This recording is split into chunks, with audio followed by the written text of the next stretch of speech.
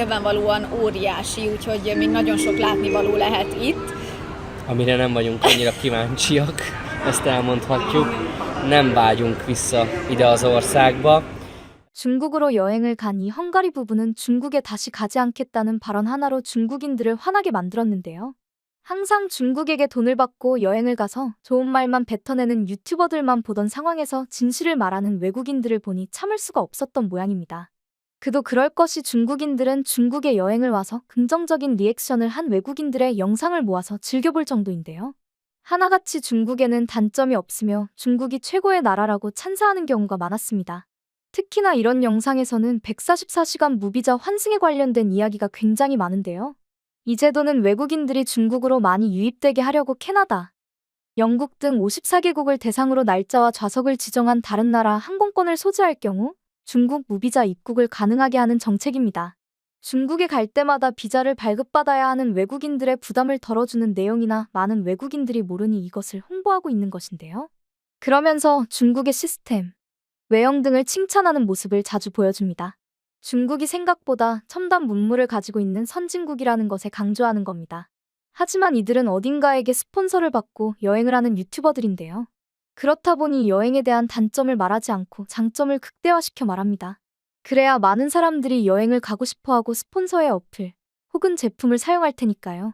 하지만 이 부분은 온전히 자신들의 의지로 갔기 때문인지 중국 여행의 단점을 꼭 짚어 이야기하는데요. 특히 남편이 다시 오고 싶지 않다라고 표현한 것에는 하루, 이틀의 사소한 문제들로 인하여 이런 결론을 내린 것이 아니었습니다. 그걸 알 수 있는 것이 바로 영상의 개수였는데요. 해당 유튜버는 한 번 여행을 가게 되면 대부분 2개의 영상은 올렸습니다. 1개의 영상을 올리는 나라는 대부분 짧게 여행을 간 나라였죠. 그런데 중국은 1개의 영상만 올라와 있었는데요. 정작 1개의 영상에도 대략 20분 정도였으며 그 중에 대부분은 중국의 시스템을 비판하는 내용이었습니다. 특히나 폐쇄적인 사회를 제일 먼저 꼬집었습니다. 24. május 18-a van, és 2 nappal ezelőtt érkeztünk meg Kínába, de csak most vettük elő a kameránkat, és ennek több oka is van. Az egyik az, hogy Kínában 2 nagy fal van, az egyik a kínai nagy fal, a másik pedig a kínai nagy tűzfal, ami blokkol minden egyes olyan internetes szolgáltatást, vagy kommunikációs eszközt, amit mi használtunk korábban. Nagyon durva, nincs Gmail, nem tudunk Google-t használni, nincs YouTube, semmi sem elérhető kb. 이 유튜버가 하는 말 중에 2개의 만리장성이 눈에 띄실 겁니다. 중국의 인터넷 방화벽은 여행을 간 많은 사람들을 깜짝 놀라게 만드는데요. 만리방화벽이라고 불리는 인터넷 방화벽은 외부 인터넷 유입을 차단하고 자국민들 또한 외부 정보를 습득하지 않도록 하게 하고 있습니다. 글로벌 사회임에도 불구하고 오직 정부에서만 하는 말만이 진실이라고 믿게 만들기 위해서죠. 이런 방화벽은 중국 내 사람들이 올린 인터넷 정보를 검열하게 만들어진 것인데요. 만약 외국인이라고 하더라도 중국에 대해서 모욕적인 내용을 검색하게 되면 통제를 하기 위한 것입니다. 이런 통제는 인터넷뿐만 아니라 중국의 곳곳에서 발견되었는데요. 곳곳에 배치되어 있는 CCTV, 중국 공안들은 사람들을 감시하고 있는 느낌을 줬다고 하죠. 특히나 외국인은 공안, 즉 중국 정부에게 여행하는 동안 어디에서 지낼 것인지 보고해야 하는데요. 하지만 관광객들이 불편함을 느낄 만한 일은 또 있습니다. 중국에서는 특이하게도 외국인을 받는 호텔이 따로 있어서 아무 호텔을 이용할 수 없다고 하는데요. 외적인 이유로는 외국인들의 숙박 서비스 편리화를 위해서라고 표현하지만 솔직하게 말하자면 중국인들의 편의를 위해서입니다. 중국에서는 손님이 문제를 일으켰다고 생각되면 호텔 측에서 공안에 이야기할 수 있는데요. 만약 이런 이유로 공안에 끌려가게 되면 사회신용 등급을 깎는 것이 가능하다고 합니다.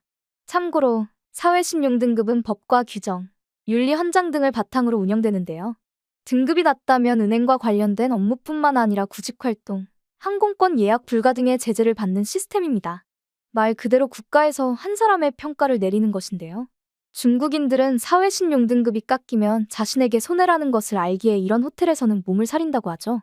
하지만 이건 어디까지나 자국민의 한정된 이야기인데요.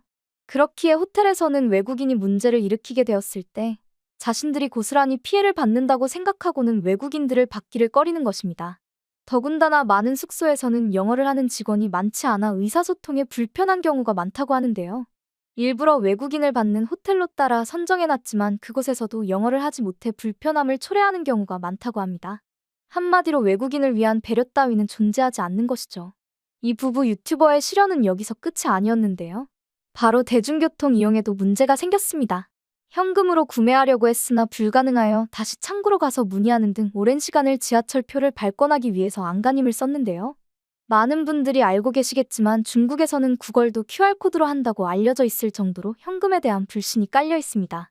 과거 대량의 위조 지폐가 유통된 적 있기에 중국에서는 이 사항을 방지하고자 QR코드로 지폐 사용을 막아버린 것인데요. 사회 전반적으로 QR코드가 생활화되었기에 관광객들이 중국을 여행하기에는 어려움이 존재한다고 하죠. 이런 부분은 예전부터 꾸준히 외국인 관광객의 유입을 막은 이유로 제기되었습니다.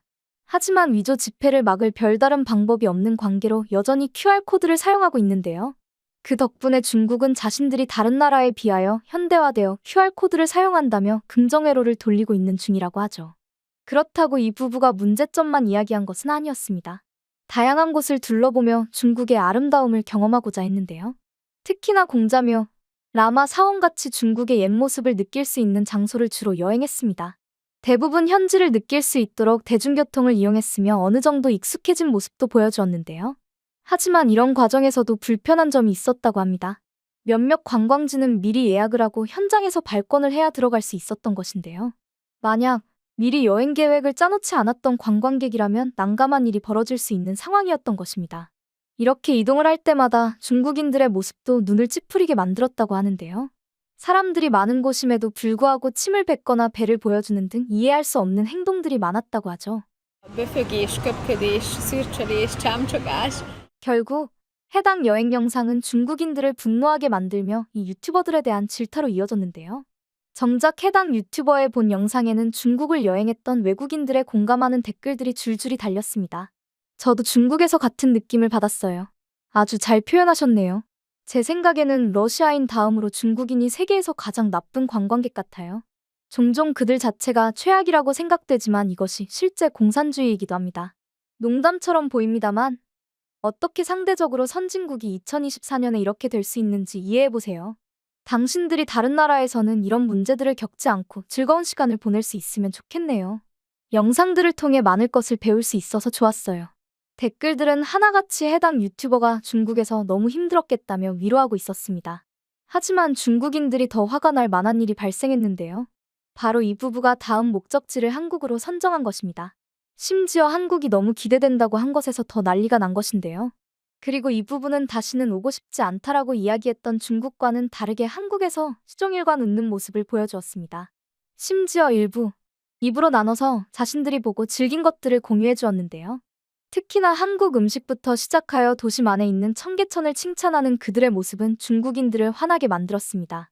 중국보다는 한국에서 더 행복한 모습을 보였기 때문이었죠. 그러자 한국이 해당 영상을 더 강조하기 위해서 중국을 먼저 여행하고 부정적으로 보이는 영상을 만들어달라고 돈을 줬다는 주장을 하기 시작했는데요. 하지만 그렇기에는 다른 여행 유튜버들도 한국에 대해 칭찬하는 영상이 많았습니다. 300만 여행 유튜버로 많은 사랑을 받고 있는 이 유튜버 부부는 마음으로 낳은 예쁜 딸과 함께 한국을 찾았는데요. 그들은 한국에 도착하고 크게 놀랄 수밖에 없었다고 합니다. 한국에 대해서 긍정적인 이미지를 가질 수밖에 없는 일들이 발생했기 때문인데요. 비행기 안에서부터 친절한 한국인들과 승무원으로 인하여 좋은 시작을 알릴 수 있었습니다. 맛있는 음식을 먹기 위해서 시장으로 향했을 때 특히 놀랄 수밖에 없었는데요. 자신의 아이를 향해 수많은 사람들이 관심을 가져줬기 때문이죠. 가는 곳마다 아이가 예쁘다고 칭찬을 해주기도 하고 두 부부를 위해서 서비스를 주는 일도 마다하지 않았습니다. 어떻게 보면 본국에서는 경험하지 못했던 상황이기에 이런 관심들이 부담이 될 수 있었는데요. 하지만 그들은 이런 경험이 처음이었기에 굉장히 새로웠다고 합니다. 더군다나 아이를 좋아해주는 상황이기에 감사함을 느꼈다고 하죠. 이것으로 끝나지 않고 지나가던 한국인은 추워 보인다면서 그들의 아이에게 양말을 신겨주었습니다. 그들은 이런 모습에 한국인이 판매하려고 한 것이라 생각했지만 예상과는 다르게 선물이라고 하고 떠났는데요. 이런 낯선 상황들은 그들에게 한국을 긍정적으로 생각할 수밖에 없는 요소로 만들었습니다. 이 외에도 한국을 긍정적으로 바라본 유튜버들이 많았는데요. 이 모든 유튜버들이 한국에게서 돈을 받았다고 생각하는 것인지 궁금할 따름입니다. 중국이야말로 자신들이 돈을 주고 유튜버들에게 여행 영상을 맡기기에 이런 결론까지 도출된 것이 아닐까 싶은데요. 정작 많은 유튜버들은 입을 막은 썸네일을 사용하며 중국이 얼마나 폐쇄적인지 비판하고 있다는 것을 아는지 모르겠네요. 중국은 현재까지도 자신들의 현실을 인식하지 못한 채 중국이 최고라고 주장하고 있습니다. 정작 중국은 한국의 좋은 비교군이 되어주고 있는데요. 중국에서 지쳤던 마음을 한국에서 달래고 가는 관광객들이 많아지고 있는 추세입니다. 중국 덕분에 앞으로도 한국을 찾아오고자 하는 관광객들이 많아지지 않을까 싶네요.